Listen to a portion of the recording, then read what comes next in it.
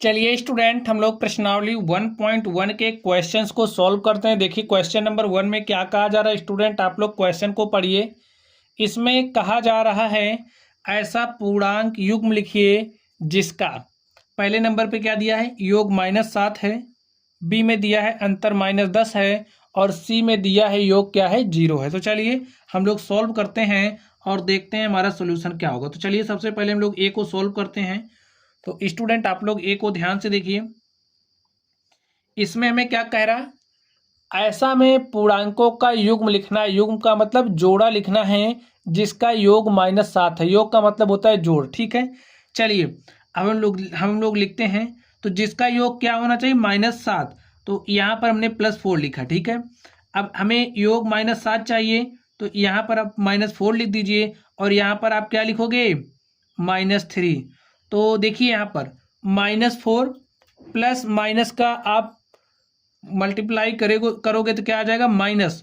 तो यहाँ पर हमारे पास क्या हो जाएगा, प्लस माइनस क्या होता है, माइनस। तो यहाँ पर -3 आएगा, -4 -3 हमारे पास क्या आ जाएगा, -7। इस तरीके से आप देख सकते हैं स्टूडेंट, हमने जो युग्म लिखा है, युग्म हमारे पास क्या आ गया, -4 और -3, ठीक है। लिखिए -4 -3 एक ऐसा युग्म है, एक ऐसा युग्म है जिसका योग -7 है, जिसका योग -7 है। तो स्टूडेंट आप लोग और भी दूसरे युग्म लिख सकते हैं, ठीक है। चलिए हम आपको एक और लिख के बता देते हैं। चलिए एक युग्म आप लोग और बनाइए। देखिए अगर हम लोग यहाँ पर -5 लिखें, हमें योग -7 चाहिए। तो यहाँ पर हमने -5 लिखा। अब यहाँ पर हमने क्या लिखा, प्लस, क्योंकि हमें योग करना है। और यहाँ पर अगर हम -2 लिख दें तो देखिए क्या मिल जाएगा, तब भी हमें -7 मिल रहा है। इसी तरीके से हम लोग और भी युग्म लिख सकते हैं। देखिए यहाँ पर आप लिखिए -6, यहाँ पर प्लस लिख दीजिए, यहाँ पर -1। आप इसको सॉल्व करोगे तब भी आपको -7 ही मिलेगा, ठीक है। तो ऐसे आप लोग युग्म बना सकते हैं। चलिए अब हम लोग इस बी वाले पर चलते हैं और देखते हैं इसका सोल्यूशन क्या होगा। यहाँ पर कह रहा अंतर -10 है। हमें ऐसे युग्म लिखना है जिनका अंतर क्या हो, -10 हो। तो लिखिए आप क्या लिखना है, अंतर हमें -10 चाहिए। तो यहाँ पर लिखिए -7, अंतर चाहिए तो माइनस लिख दीजिए और यहाँ पर आप लिख दीजिए +3, ठीक है। सॉल्व करिए, देखिए -7 माइनस प्लस क्या हो जाएगा, माइनस। और यहाँ पर 3 -7 -3 हमारे पास क्या आ जाएगा, -10।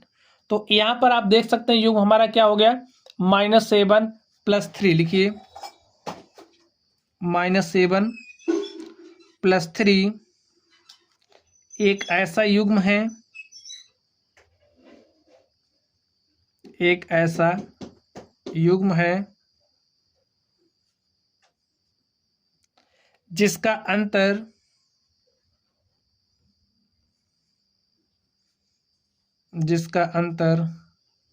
-10 है, ठीक स्टूडेंट। चलिए अब हम लोग इस अगले नंबर पर चलते हैं और देखते हैं इसका सोल्यूशन क्या होगा। तो आप लोग सी नंबर को ध्यान से देखिए। इसमें कह रहा है योग 0 है, ठीक है। तो ऐसे में दो युग्म चाहिए, पूर्णांकों का युग्म चाहिए जिनका योग क्या हो, 0 हो। तो चलिए आप लिख लीजिए, जैसे हमने यहाँ पर लिखा -1, हमें योग 0 चाहिए, तो यहाँ पर आप लिख लीजिए +1। देखिए हम योग कर रहे हैं ना, ये हमारा -1 है, ये 1 है। तो -1 में जब हम +1 को जोड़ेंगे तो हमारे पास क्या आ जाएगा, 0 आ जाएगा। स्टूडेंट आप लोग और कुछ भी लिख सकते हो, -2 +2 हम लिख सकते हैं, +3 -3 +3 भी लिख सकते हैं, तो हमारे पास 0 ही आएगा, ठीक है। तो इस तरीके से आप दूसरे युग्म भी बना सकते हैं। तो चलिए अब हम लोग इसके अगले नंबर पर चलते हैं और देखते हैं अगले नंबर का सोल्यूशन क्या होगा। चलिए स्टूडेंट अगला नंबर हमारा है क्वेश्चन नंबर 2। क्वेश्चन नंबर 2 में देखिए क्या कहा जा रहा है, एक ऐसा पूर्णांक युग्म लिखिए जिसका अंतर 8 है। हमें एक ऐसा पूर्णांकों का युग्म लिखना है जिसका अंतर क्या है, 8 है। तो चलिए हम लोग इसको सॉल्व करते हैं और देखते हैं इसका सोल्यूशन क्या होगा।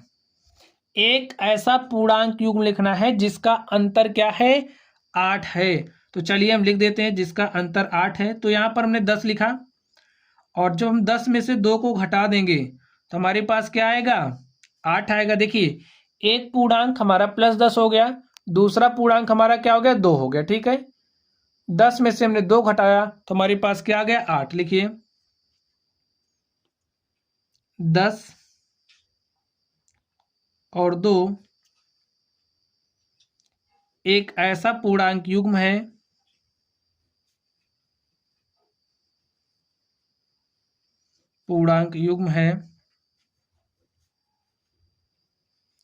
जिसका अंतर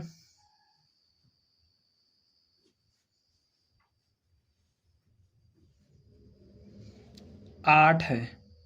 ठीक स्टूडेंट, चलिए अब हम लोग अगले नंबर पर चलते हैं और देखते हैं अगले नंबर का सॉल्यूशन क्या होगा। स्टूडेंट आप लोग दूसरे युग्म भी बना सकते हो, ठीक है। जैसे अभी हम 11 - 3 कर दे तब भी हमारे पास 8 ही आएगा। तो हमारे पास 2 पूर्णांकों का युग्म होना चाहिए। तो पहला पूर्णांक हमारा इसमें देखिए क्या है, 10 है, दूसरा क्या है, 2 है। इनका हमने अंतर लिया तो हमारे पास क्या आ गया, 8 आ गया। चलिए अब हम लोग इस बी वाले को सॉल्व करते हैं और देखते हैं इसका सॉल्यूशन क्या होगा। इस बी को आप ध्यान से देखिए, इसमें देखिए क्या कहा जा रहा है, एक ऋणात्मक पूर्णांक और एक धनात्मक पूर्णांक लिखिए जिनका योग -5। हमें एक धनात्मक पूर्णांक लेना है और दूसरा क्या लेना है, ऋणात्मक लेना है, और जिनका योग क्या है, -5। चलिए हम लोग इसको सॉल्व करते हैं और देखते हैं इसका सोल्यूशन क्या होगा। एक पूर्णांक हमारा ऋणात्मक होना चाहिए और दूसरा क्या होना चाहिए, धनात्मक होना चाहिए, और हमें इनका क्या लेना है, योग लेना है। तो चलिए हमने योग लिया, यानी कि प्लस आप लगा लीजिए। अब इस तरफ आपको कौन सी संख्या रखनी है, देखिए हमें -5 चाहिए, एक पूर्णांक हमारा क्या होना चाहिए, ऋणात्मक। तो यहां पर हमने क्या ले लिया, तो यहां पर हमने क्या लिया, यहां पर हमने 10 लिया। ठीक है, हमें -5 चाहिए और ये हमारे धनात्मक पूर्णांक हो गया है। अब हमें ऋणात्मक पूर्णांक लिखना है। तो ऋणात्मक पूर्णांक के रूप में स्टूडेंट यहाँ पर हम क्या लिख सकते हैं, -5। ठीक है, ये हमारा धनात्मक पूर्णांक हो गया, हमारा ऋणात्मक पूर्णांक हो गया। अब देखिए इनका हमने क्या लिया है, योग लिया। अब इनका योग देखिए क्या आ रहा है, 10 प्लस माइनस क्या हो जाएगा, माइनस, और 10 यहाँ पर फाइनली क्या हो जाएगा, 10 - 5, और 10 में से आप स्टूडेंट इसको आप क्या लेंगे, इसको माइनस लेंगे और इसको प्लस लेंगे। क्यों, क्योंकि देखिए हमें -5 चाहिए, ऐसा इसलिए हम कर रहे हैं। ठीक है, तो -10 और यहाँ पे होगा माइनस, और प्लस प्लस हमारा प्लस ही होगा, -10 + 5 तो क्या हो जाएगा, -5। ठीक है, ये हमारा ऋणात्मक पूर्णांक हो गया, ये हमारा धनात्मक पूर्णांक हो गया। पूर्णांक के बारे में अगर आपको जानकारी ना हो तो आप लोग समझ लीजिए पूर्णांक क्या होता है। आप लोगों ने संख्या रेखा को देखा होगा, ये जो हमारी संख्या रेखा होती है, संख्या रेखा पर कुछ इस तरीके से नंबर्स होते हैं। देखिए 0, यहाँ पर हमारा 1 होता है, 2, 3, 4 ऐसे नंबर्स होते हैं। तो इस तरीके से नंबर्स होते हैं। अगर हम 1, 2, 3, 4, 5 ऐसे जो नंबर्स आ रहे हैं इनकी बात करें तो ये जो संख्याएं होती हैं इन्हें हम कौन सी संख्या कहते हैं स्टूडेंट, प्राकृत संख्या कहते हैं। ठीक है, हम लोग प्राकृत संख्या में 0 को शामिल कर लेते हैं, प्राकृत संख्या। और जब प्राकृत संख्या में हम लोग 0 को शामिल कर लेते हैं तो इस तरीके से जो हमारी संख्याओं का संग्रह बनता है। देखिए पहले तो 1, 2, 3, 4, 5 हमारी प्राकृत संख्या है, और जब ये जो प्राकृत संख्याएं हैं इन प्राकृत संख्याओं के संग्रह में जब हम लोग 0 को शामिल कर लेते हैं तो इस तरीके से जो हमारा संग्रह बनता है, इस संग्रह को हम लोग किस संख्या का संग्रह कहते हैं, पूर्ण संख्याएं कहते हैं। ठीक है, पूर्ण संख्याओं का संग्रह या फिर पूर्ण संख्या कहते हैं। और स्टूडेंट आपको पता होगा 0 के इस तरफ की जो संख्याएं होती हैं इन्हें हम कैसे लिखते हैं, -1 होता है, -2 होता है, -3, -4 इस तरीके से संख्याएं होती हैं। अब आप लोग ध्यान से देखिए ये संख्याएं -1, -2, -3, -4 ये जो ऋणात्मक संख्याएं हैं, जब इन ऋणात्मक संख्याओं को पूर्ण संख्याओं के संग्रह में शामिल कर लिया जाता है। ठीक है, और स्टूडेंट जब हम इन पूर्ण संख्याओं के संग्रह में इस नेगेटिव नंबर से जो हमारी ऋणात्मक संख्याएं हैं इनको शामिल कर लेते हैं तो जो हमें संग्रह मिलता है वो हमारा पूर्णांक कहलाता है। ठीक है, तो क्या करेंगे, जो हमारी पूर्ण संख्याएं हैं, अब ये जो हमारी पूर्ण संख्या है इसमें जो ये जो आप ऋणात्मक संख्याएं देख रहे हो इसको शामिल कर लेते हैं। ठीक है, जैसे -1 हो गया, -2, -3, ऐसे ऐसे जब इनको शामिल करते हैं तो जो हमारा संग्रह तैयार होता है वही क्या कहलाता है, पूर्णांकों का संग्रह। ठीक है, यही हमारे क्या होते हैं, पूर्णांक होते हैं। अब आपने क्या समझा, -1, -2, -3, -4, -5, -6, -7, ऐसे 1, 2, 3, 4, 5 और जो 0 है ये सब क्या है, पूर्णांक हैं। अब इधर ये जो आप देख रहे हो 1, 2, 3, 4, 5, इसे हम धनात्मक पूर्णांक कहते हैं। ठीक है, क्या कहते हैं, इसे हम धनात्मक पूर्णांक कहेंगे। 1, 2, 3, 4, 5, 6, 7, 8, 9, 10, ये जो सारे नंबर्स हैं इन्हें हम धनात्मक पूर्णांक कहेंगे।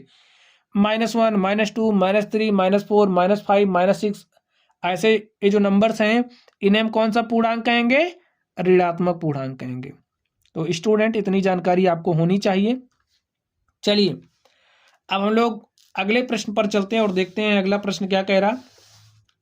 चलिए अब हम लोग इसके सी नंबर पर चलते हैं और देखते हैं इसका सॉल्यूशन। चलिए स्टूडेंट अब हम लोग इसके सी को सॉल्व करते हैं। देखिए इसमें क्या कहा जा रहा है, एक ऋणात्मक पूर्णांक और एक धनात्मक पूर्णांक लिखिए जिनका अंतर क्या है, -3 है। तो देखिए इसका सॉल्यूशन क्या हो जाएगा। अब देखिए एक हमें ऋणात्मक पूर्णांक लेना है और दूसरा क्या लेना है, धनात्मक लेना है, और जिनका अंतर क्या है, -3 है। तो आप सोचिए हमारा जो ऋणात्मक पूर्णांक है, ऋणात्मक पूर्णांक के रूप में हमने किसको लिया, 2 को लिया। हमें अंतर करना है और इसका अंतर क्या आना चाहिए, इसका अंतर आना चाहिए -3। तो यहाँ पर हम लिख दें अगर +1। देखिए ये जो -2 है ये हमारा क्या हो गया, ऋणात्मक पूर्णांक हो गया।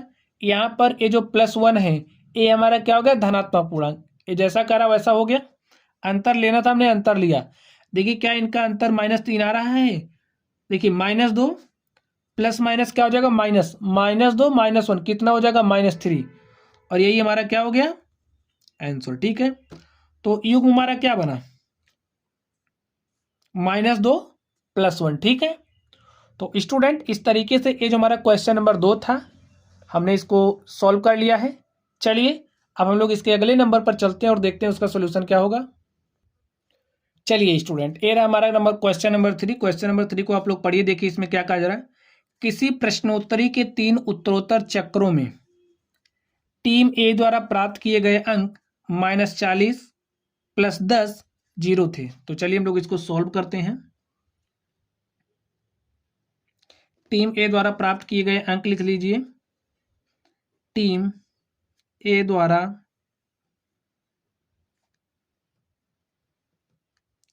प्राप्त किए गए अंक, टीम ए द्वारा कौन कौन सा अंक प्राप्त किया गया, देखिए -40 है, 10 है और 0 है। और आगे देखिए क्या कह रहा है, और टीम बी द्वारा प्राप्त किए गए अंक, यहां लिख लीजिए,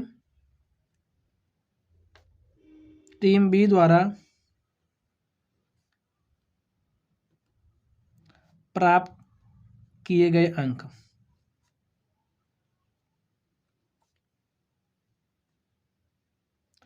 टीम बी द्वारा प्राप्त किए गए अंक देखिए क्या क्या है, 10 है, 0 है, -40 है। किस टीम ने अधिक अंक प्राप्त किया, हमसे पूछा जा रहा है किस टीम ने अधिक अंक प्राप्त किया। आगे देखिए क्या कहा जा रहा है, क्या हम कह सकते हैं कि पूर्णांकों को किसी भी क्रम में जोड़ा जा सकता है, ऐसा हमें बताना है। तो चलिए अब सबसे पहले हम निकालते हैं किस टीम ने अधिक अंक प्राप्त किए। स्टूडेंट सबसे पहले हम लोग क्या करेंगे, ये जो टीम ए है, टीम ए ने कुल कितना अंक प्राप्त किया है हम लोग इसको निकाल लेते हैं। लिखिए टीम ए द्वारा प्राप्त कुल अंक। अब स्टूडेंट टीम ए ने कुल कितना अंक प्राप्त किया, इसको हम लोग कैसे निकाल सकते हैं, इसके लिए इन्होंने जितना अंक प्राप्त किया है उनको जोड़ लेते हैं। तो जोड़िए, -40 +10 +0 ऐड करिए। देखिए -40, देखिए 10 में 0 जोड़ोगे 10 ही आएगा, और -40 + 10 क्या हो जाएगा -30। टीम ए ने कितना अंक प्राप्त किया? -30 अंक। चलिए अब टीम बी द्वारा प्राप्त कुल अंक देख लेते हैं। टीम बी द्वारा प्राप्त किए गए कुल अंक, किया गया कुल अंक। तो स्टूडेंट टीम बी द्वारा प्राप्त किया गया कुल अंक आप निकालिए। कैसे निकालोगे? इन सबको आप जोड़ दीजिए। 10 + 0 प्लस यहाँ पर देखिए क्या है, -40 है, तो यहाँ पर -40 लिखिए। 10 में आप 0 को जोड़ोगे तो कितना आएगा? 10। यहाँ पर देखिए प्लस माइनस क्या हो जाएगा? माइनस। अब यहाँ पर देखिए +10 -40 कितना आएगा? -30। अब यहाँ से आप लोग ध्यान से देखिए, टीम ए ने कुल कितना अंक प्राप्त किया? -30। टीम बी ने कुल कितना अंक प्राप्त किया? -30 लिखिए। अब आगे देखिए यहाँ पर पूछा क्या जरा, किस टीम ने अधिक अंक प्राप्त किया? आप बताइए, क्या किसी टीम ने ज्यादा अंक प्राप्त किया है? नहीं, दोनों टीमों ने समान अंक प्राप्त किया। लिखिए टीम ए और टीम बी द्वारा प्राप्त किए गए अंक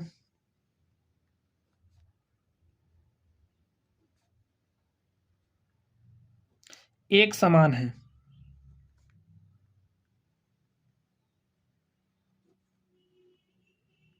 अब आगे देखिए क्या कहा जा रहा है, क्या हम कह सकते हैं कि पूर्णांकों को किसी भी क्रम में जोड़ा जा सकता है? यहां पर देखिए पूर्णांक हमारा क्या था? -40 10 0 था, हमने जोड़ा तो -30 आया, ठीक है।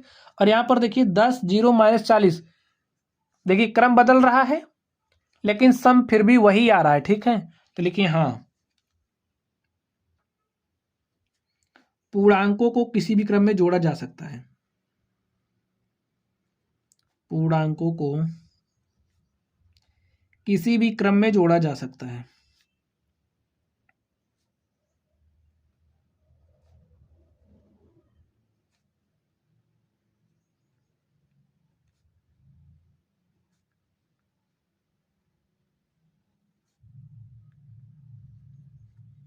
ठीक है स्टूडेंट, चलिए अब हम लोग अगले प्रश्न पर चलते हैं और देखते हैं अगले प्रश्न का सॉल्यूशन क्या होगा।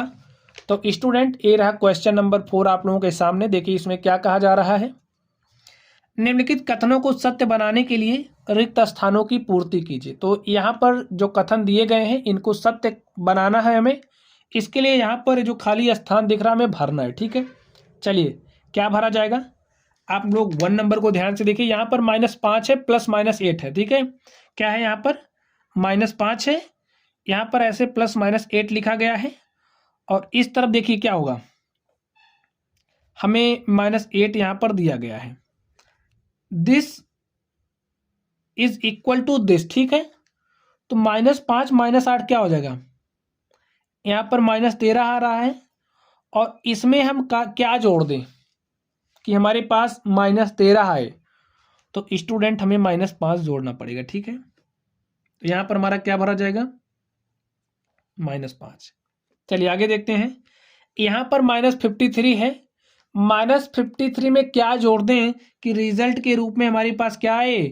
-53, ठीक है स्टूडेंट। -53 में क्या जोड़ दें कि हमारे पास -53 आए? तो भाई 0 जोड़ोगे, 0 में लो कुछ भी जोड़े हमारे पास वही संख्या आती, ठीक है। चलिए यहाँ पर देखिए 17 में क्या जोड़ दें कि 0 आ जाए? भाई देखिए हमारे पास 17 है, इसमें हम क्या जोड़ें कि 0 आ जाए? भाई -17 जोड़ दो, 0 आ जाएगा। 17 - 17 0 हो जाएगा कि नहीं हो जाएगा बताइए? ऐसे तो यहाँ पर क्या जोड़ेंगे? -17। आगे देखिए यहाँ पर हमें इस तरीके से दिया गया है, इसमें क्या भरा जाना हमसे पूछा जा रहा है। चलिए हम लोग इसको सॉल्व करते हैं। तो हल करिए इसको। देखिए ये है 13, प्लस माइनस क्या होता है? माइनस। तो 13 - 12, ठीक है, ब्रैकेट बंद कर दीजिए, प्लस। जो संख्या भरी जानी है उसको यहाँ पर आप ऐसे रहने दीजिए।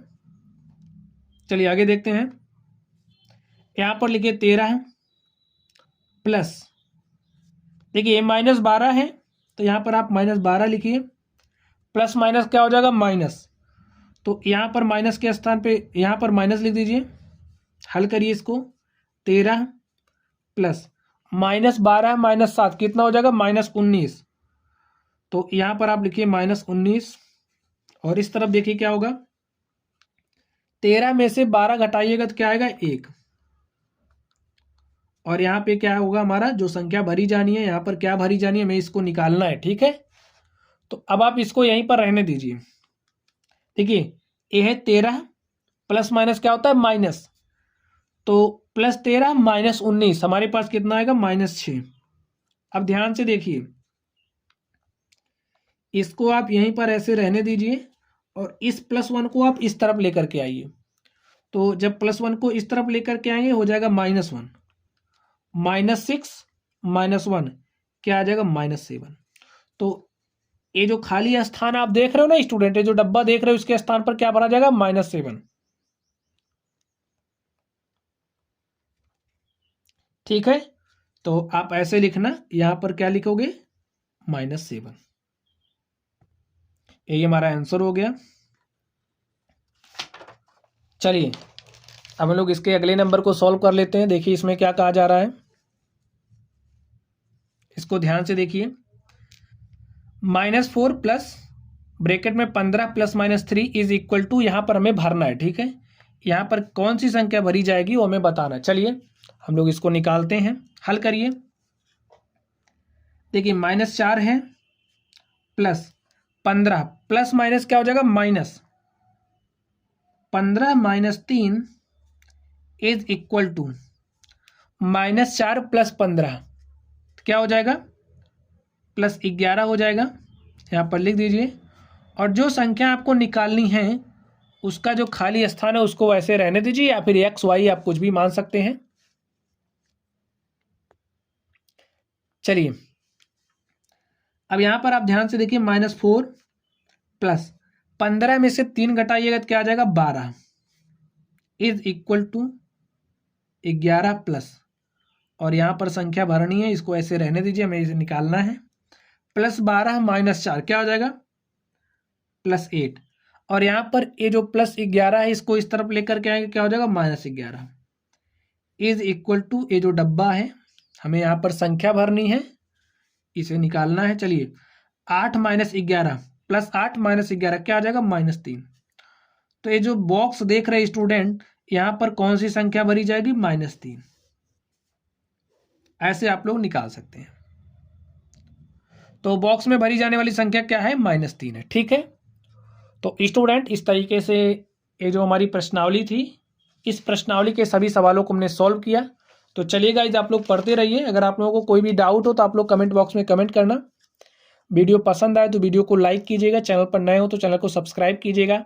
चलिए आप लोग पढ़ते रहिए। Thank you.